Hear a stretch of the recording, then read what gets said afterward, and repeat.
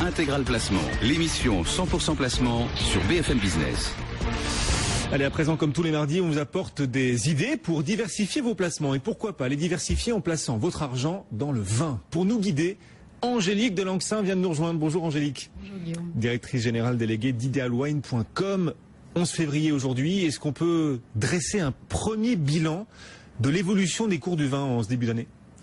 Alors le début d'année, il est généralement relativement calme, hein, même si du côté de l'Asie, on a encore beaucoup d'achats dans la perspective du nouvel an chinois.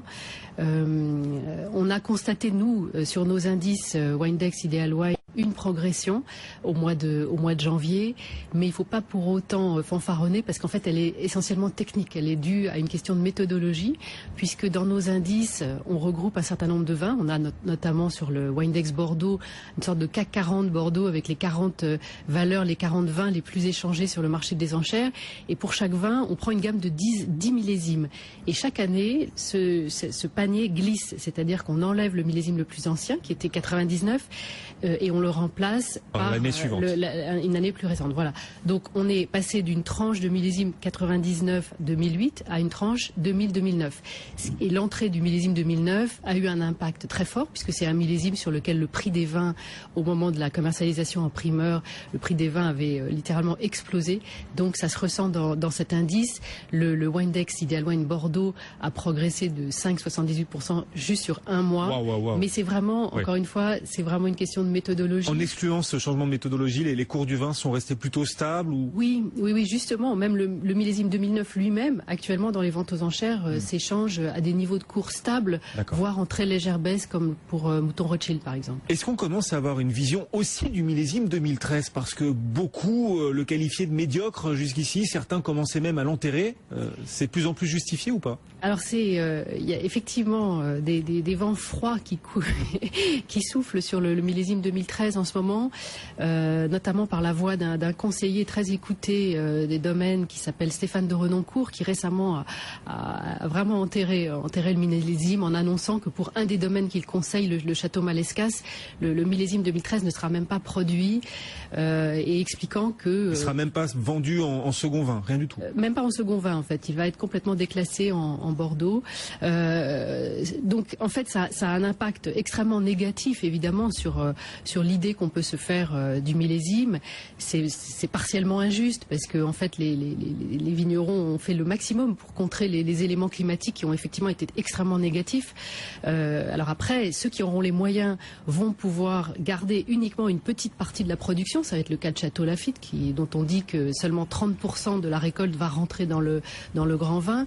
Ça va être le cas d'un château comme le château Le Pin à Pomerol, qui est déjà un petit domaine mais qui cette année ne va produire que à peine 900 bouteilles, donc il ne va même pas commercialiser en primeur ces vins. Il va attendre la mise en bouteille. En fait, tout va être une question du choix de prix, du prix de commercialisation, soit en primeur, soit plus tard au niveau de la vente en bouteille. Mais c'est sûr que d'un point de vue acheteur, il va falloir étudier les prix de très près, parce qu'il ne serait pas question d'acheter aujourd'hui en primeur un vin que l'on va retrouver massivement dans les rayons des foires au vin dans 2 ans, au même prix, voire un petit peu en dessous, si la campagne primeur ne se passait pas bien. Ouais, là c'est le risque et un avertissement pour nos téléspectateurs, nos auditeurs qui seraient tentés d'acheter en primeur. Néanmoins, il va y avoir un effet rareté. Vous nous disiez, seule une petite partie de la production sera produite. Du coup, cet effet rareté pourrait quand même contribuer à faire monter les prix. Oui, alors sur les productions très qualitatives, évidemment, il y a des domaines qui resteront toujours rares, comme Pétrus, à Pomerol, Ozone, à Saint-Émilion, qui sont à chaque fois des domaines qui ont des très faibles productions et qui vont se donner tous les moyens, très certainement, de produire des vins de qualité. Pour autant, les caractéristiques climatiques du millésime font que probablement ce ne sera pas des vins de très longue garde. Donc ça va être plus des vins de consommation. Et donc, dans une perspective de placement, il faudra vraiment y regarder de très près. Bon, après le millésime... La bonne consommation quand même. Voilà. Oui, là on parle de consommation très haut de gamme. Je suis d'accord. C'est clair. Après le millésime 2013, on va maintenant s'intéresser au domaine du Sauterne. Est-ce que l'achat de domaine de Sauterne est aujourd'hui un bon placement ? On vous pose la question parce qu'on voit beaucoup de patrons s'intéresser au domaine de Sauterne, racheter des domaines de Sauternes en ce moment? Oui, alors il y a quelques jours, effectivement, a été annoncée la vente du château Laforie-Péraguet, qui précédemment appartenait en fait à GDF Suez et qui a été racheté par un passionné, par Silvio Dens, qui est donc un industriel qui a déjà racheté la maison Lalique il y a quelques années, après avoir vendu une chaîne de produits, une société de vente de produits Marionneau. Donc en fait, cette personne a déjà investi dans d'autres domaines. Il est déjà propriétaire de châteaux à Saint-Émilion. Il a 7 domaines entre la Saint-Émilion, la Toscane. Et donc en fait là, il vient ajouter un joyau qui est un premier cru classé de Sauternes à déjà une très belle collection de propriétés.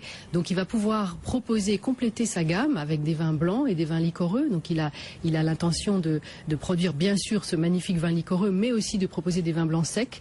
Donc en fait, il y a un effet de synergie qui va au niveau commercial qui va pouvoir s'exercer sur ces vins. Donc à ce titre, on peut imaginer qu'il y a une vraie logique presque industrielle à racheter ce domaine. Maintenant, c'est vrai que sur les Sauternes, on a déjà eu l'occasion d'en parler, ce sont des vins qui sont extrêmement difficiles à commercialiser. Ce sont des vins qui souffrent d'une image de vin sucré, lourd, même si le château Laforie-Péraguet est un vin exceptionnel. C'est vrai qu'il se valorise sur le long, voire le très long terme. Ouais, mais ça n'empêche pas, c'est vrai, les grands patrons d'acheter les domaines. On avait vu aussi la famille Peugeot récemment, il y a quelques années, devenir actionnaire d'un des plus grands domaines de Sauternes. Oui, sur Château Guiraud, en fait, copropriétaire, avec 3 autres investisseurs. En fait, ils avaient racheté ce château. Et puis il y a aussi à Sauternes Bernard Magret qui récemment avait racheté le Clos au Péraguet. Donc là, pareil, avec une même logique de compléter une collection de domaines. Quand on veut placer son argent dans le vin, on peut le faire en achetant des domaines, ça c'est pour les grandes fortunes, et puis on peut aussi plus simplement acheter des bouteilles de vin. Quels sont les prochains grands rendez-vous justement de vente aux enchères ? Alors là, on est dans une période qui est quand même relativement calme en ce moment sur le front des ventes aux enchères. C'est un marché qui est un petit peu cyclique. On a eu énormément de ventes aux enchères en fin d'année, donc le marché se repose. Pour autant, les amateurs sont toujours là. Et donc là, actuellement, on a une vente aux enchères qui se termine en ligne sur Ideal Wine demain, avec des bouteilles qui sont très intéressantes et des lots, notamment il y a un lot exceptionnel qui est une collection de bouteilles du château Mouton Rothschild qui va de 1950 à nos jours. Donc ça, c'est un lot qui est assez exceptionnel et qui, pour certains acheteurs, collectionneurs qui en font un placement, mérite l'attention. Ça pourrait se vendre à quel prix, ce type de bouteille ? Autour entre 50 et 60 000 euros. Ah oui, bah ça va. Voilà, c'est demain, ça se termine demain, cette vente aux enchères. Angélique Delanxin, merci beaucoup. Angélique, directrice générale déléguée d'idealwine.com. Tous les 15 jours, Cédric, on fait un point sur ce marché du vin comme placement, parce que oui, le vin est aussi un placement.